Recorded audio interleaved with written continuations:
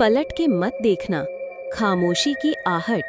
Scene भीतरपुर गांव, रवि के नाना नानी का घर।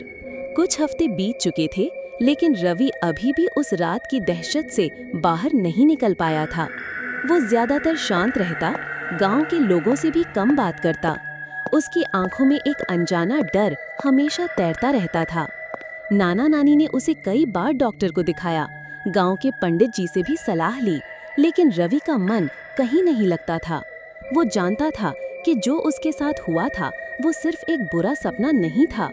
उसके कंधे पर पड़े वो गहरे निशान जो अब हल्के पड़ गए थे, और कभी-कभी सुनाई देने वाली वो फुसफुसाहट उसे सोने नहीं देती थी। एक रात रवि बिस्तर पर लेटा था, नींद उसकी आंखों से कोसों दूर थी। अचानक उसे अपने कमरे की खिड़की से बाहर पेड़ वाली कच्ची सड़क की तरफ से एक धीमी सी हंसी सुनाई दी। वो हंसी इतनी धीमी थी कि रवि को लगा शायद ये उसका वहम है। उसने चादर को कसकर पकड़ा, फिर हंसी थोड़ी और साफ हुई, जैसे कोई पास आकर मुस्कुरा रहा हो। रवि ने अपनी आंखें कसकर बंद कर लीं। उसे लगा अगर उसने आंखें खोली तो कुछ ऐसा देख लेगा जो उसने कभी नहीं देखा था। रवि, जाग रहे हो ना? एक ठंडी आवाज उसके कानों में गूंजी। ये आवाज उस रात वाली आवाज से मिलती जुलती थी, पर इस बार इसमें एक अजीब सी निराशा थी। रवि ने पलकें खोली। कमरा अंधेरे में डूबा था, लेकिन उसे महसूस हुआ कि कोई उसके ठीक सामने खड़ा है। उसने अपनी सांस रोकी। कमरे में अजीब सी ठंडक बढ़ गई थी। रात 10 बजे, नाना नानी सो चुके थे। रवि ने हिम्मत जुटाई और धीरे से बिस्तर से उठा। उसका दिल जोरों से धड़क रहा था। उसे लगा जैसे उस पर कोई नजर रखे हुए है। वो चुपचाप खिड़की के पास गया। बाहर घना अंधेरा था, चांद भी बादलों के पीछे छिपा था। रवि ने धीरे से खिड़की खोली और बाहर झांका। उसे कुछ भी दिखाई नहीं दिया। तभी सड़क पर लगे सूखे पत्तों की आवाज आई, जैसे कोई धीरे धीरे चल रहा हो। रवि ने अपनी टॉर्च ऑन की और सड़क पर डाली। रोशनी के घेरे में कुछ भी नहीं था। मुझे क्या हो गया है? रवि ने मन ही मन सोचा। मैं सब वहम कर रहा हूँ।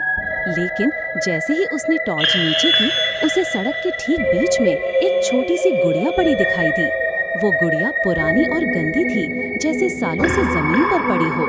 रवि को याद आया, गांव के बच्चों के पास ऐसी गुड़ियाएं नहीं होती थीं। वो गुड़िया उठाने के लिए आगे बढ़ा। जैसे ही उसने हाथ बढ़ाया, गुड़िया जमीन पर अपने आप लुढ़क गई और तेजी से पेड़ वाली कच्ची सड़क की तरफ बढ़ने लगी। रवि ठिठक गया। ये कोई वहम नहीं था। वो गुड़िया दूर जाती रही और रवि अपनी जगह पर जड़वत खड़ा रहा।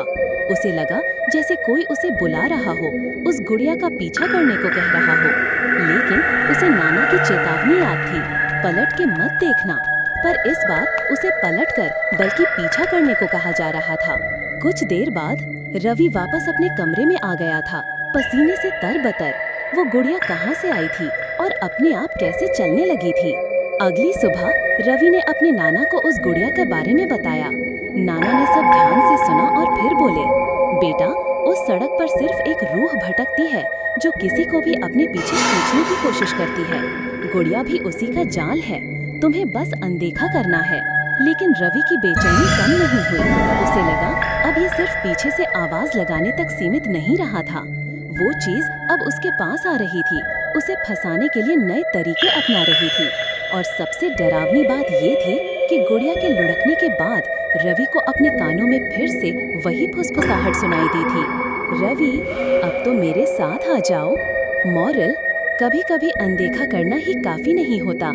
जब कोई साया आपके करीब आ जाए तो उसे पहचानने और उसका सामना करने के लिए हिम्मत की जरूरत होती है, या फिर हमेशा के लिए उसके जाल में